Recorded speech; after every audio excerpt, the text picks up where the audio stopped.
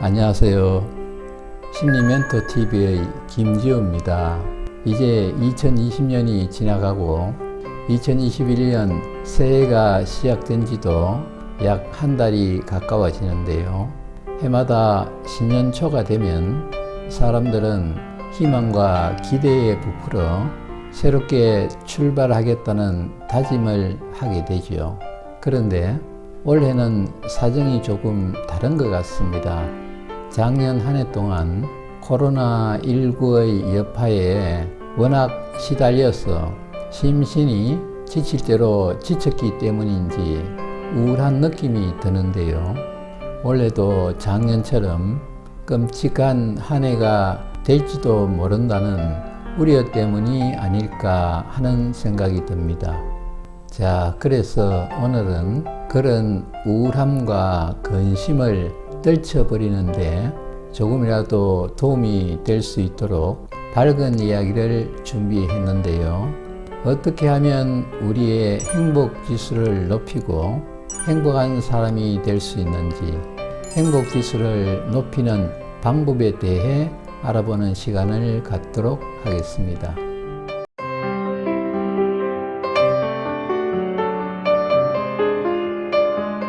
아마 여러분들은 행복지수라는 말을 많이 들어보셨을 겁니다. 행복지수는 우리가 행복감을 어느 정도로 느끼는지를 측정하는 지표인데요. 행복지수가 높으면 상대적으로 행복감을 많이 느끼고 낮으면 그만큼 적게 느낀다고 할 수 있습니다. 행복지수는 국가마다 평균치가 다르게 나타나는데요. 세계적으로는 덴마크, 핀란드, 스웨덴, 노르웨이 등 북유럽 국가들의 행복지수가 다른 나라들보다 상대적으로 높다고 하죠. 그것은 그런 나라들의 국민소득이 비교적 높은 편이고 사회복지제도가 안정적으로 구축되어 있다는 것이 주요 요인으로 작용하기 때문이라고 합니다. 그리고 북유럽을 제외한 다른 지역에서도 행복지수가 높은 국가들은 대부분 경제적으로 부유하다는 공통점이 있습니다. 경제적인 측면이 행복감과도 밀접한 관련이 있다는 사실을 이 대목에서도 확인할 수 있지만 경제적인 여건이 우리의 행복과 불행을 규정하는 절대적인 기준은 아니라는 사실도 우리는 잘 알고 있습니다. 자, 여기서 우리가 한 번쯤 생각해 봐야 할 것은 행복이 무엇인가 하는 것입니다. 사실 행복은 매우 추상적인 개념입니다. 이것이 행복이다라고 말하기가 쉽지 않죠. 그렇지만 굳이 말로 표현하자면 행복은 만족을 느끼는 상태를 가리킨다고 할 수 있지 않을까요? 만족을 느끼는 상태. 그렇다면 어떻게 해야 우리가 만족을 느낄 수 있을까요? 그것은 한마디로 내 마음에 들어야 합니다. 내 마음에 들면 만족하게 됩니다. 하지만 내 마음에 들지 않으면 불만족스러운 상태가 되죠. 이것이 불만인데 불만족이 즉 불만입니다. 그래서 행복지수를 높이려면 만족감을 키우든가 불만을 줄이면 됩니다. 만족감을 키우는 것과 불만을 줄이는 것, 이 두 가지는 우리의 행복지수를 높일 수 있는 방법이 분명합니다. 그러면 이 두 가지 중에 어느 것이 더 쉬운 방법일까요? 그 답은 불만을 줄이는 것입니다. 왜냐하면 앞에서 말씀드린 대로 만족감을 느끼려면 내 마음에 들어야 하는데 이게 어렵기 때문입니다. 여기서 말하는 마음은 우리의 욕구를 가리키는데요. 우리가 느끼는 만족과 불만족은 우리의 욕구와 직결되어 있습니다. 그래서 우리의 욕구가 충족되면 만족한 상태가 되고 욕구가 충족되지 않으면 불만족한 상태가 됩니다. 그러니까 만족은 욕구 만족이고 불만은 욕구 불만족을 의미합니다. 그래서 흔히 욕구 불만이라고 표현하죠. 사람은 다양한 욕구를 갖고 있고 그 욕구를 충족시키기 위해 살아가는 존재라고 할 수 있는데요.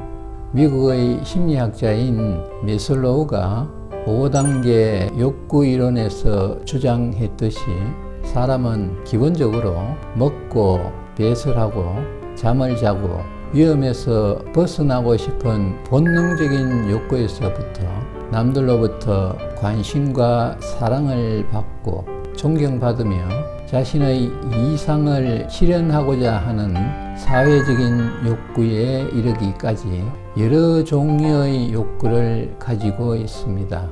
그리고 사람의 욕구는 사회적인 활동을 전개하는 과정에서 욕심이 되고 욕심은 다시 욕망으로 발전하는 경향이 나타나게 됩니다. 욕심은 뭔가를 원하는 마음인데 사람은 누구나 원하는 것이 있습니다. 대부분의 사람들은 돈을 많이 벌고 건강해지고 사회적인 지위가 높아지는 것을 원하죠. 이것은 사람들이 좋은 것을 소유하고 누리고 즐기고 싶은 욕구가 강하다는 사실을 보여주는 대표적인 예라고 할 수 있습니다. 그런데 문제는 욕구가 욕심이 되고 욕심이 욕망으로 발전하면 더 많이 소유하고 더 높이 올라가고 싶어지는 집착이 강해지고 거기서 벗어나기가 점점 더 어려워진다는 것입니다. 욕심과 욕망은 브레이크 없는 기관차처럼 우리를 더 빨리 달려야 한다고 몰아붙입니다. 그래야 더 많이 가지고 더 높이 올라갈 수 있으니까요. 하지만 욕심은 끝이 없기 때문에 채워도 늘 부족함을 느끼게 되는데 이것이 결핍의 마음이고 결핍의 마음이 결핍된 상태를 만듭니다. 그리고 다시 결핍된 상태에서 벗어나기 위해 몸부림을 치게 되고 그러면 그럴수록 결핍의 상태가 더 심해지는 악순환이 반복됩니다. 그래서 괴로움이 생성되고 그 과정에서 불만이 발생하는 것입니다. 사람들이 가지는 불만의 대상은 대부분 세상과 사회 그리고 사람들입니다. 세상이 불공평하고 모순 덩어리로 느껴지거나 사회 질서가 엉망이라고 판단되거나 사람들이 자신을 무시하고 괴롭히면 화가 나고 심기가 불편해지죠.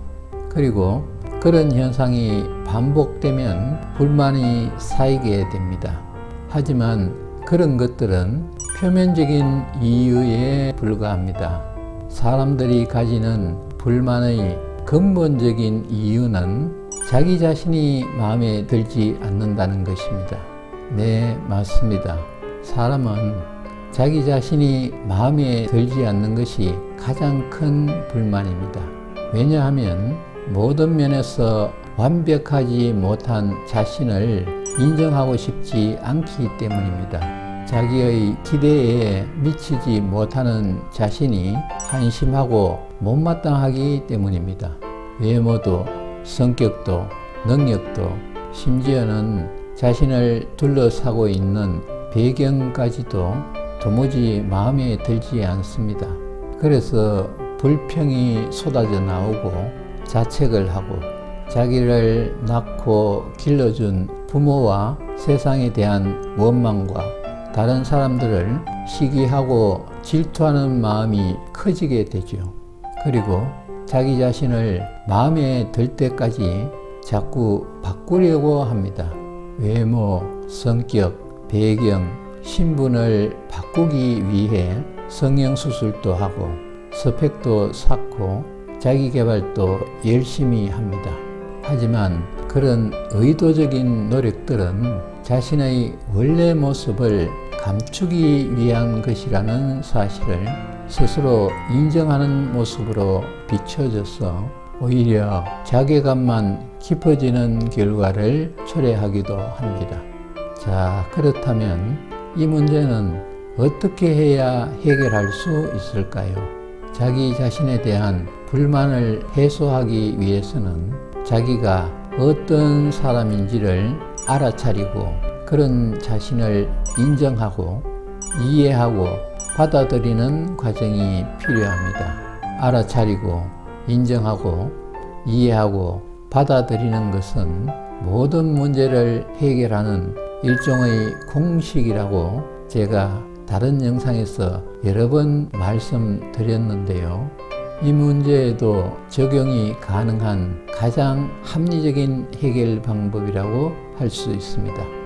자신이 모든 면에서 부족하다고 생각된다면 그런 생각을 하고 있는 자기 자신을 알아차리고, 그래, 나는 내 자신을 항상 부족하다고 생각하는 사람이야 라고 인정하고 자신을 부족하고 못난 사람이라고 인식하게 된 이유를 다시 알아차리고 그런 자신을 이해하게 되면 받아들일 수 있게 됩니다.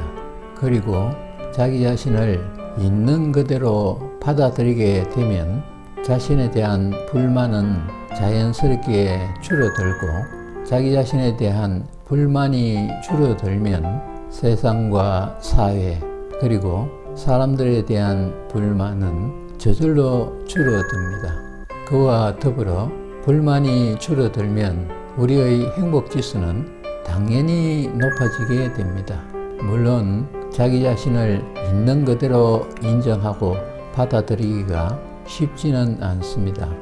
머리로는 이해가 되지만 가슴, 즉 감정적으로는 인정하고 싶지 않은 부분이 아직도 내면에 억눌려 있기 때문입니다. 그동안 자신이 상처받아온 것을 하루아침에 인정하고 받아들이기는 억울하기 때문인데, 이것이 바로 저항입니다. 그래서 이 문제에 대해서는 자신의 내면에 강한 저항감이 자리 잡고 있다는 사실도 반드시 알아차려야 합니다.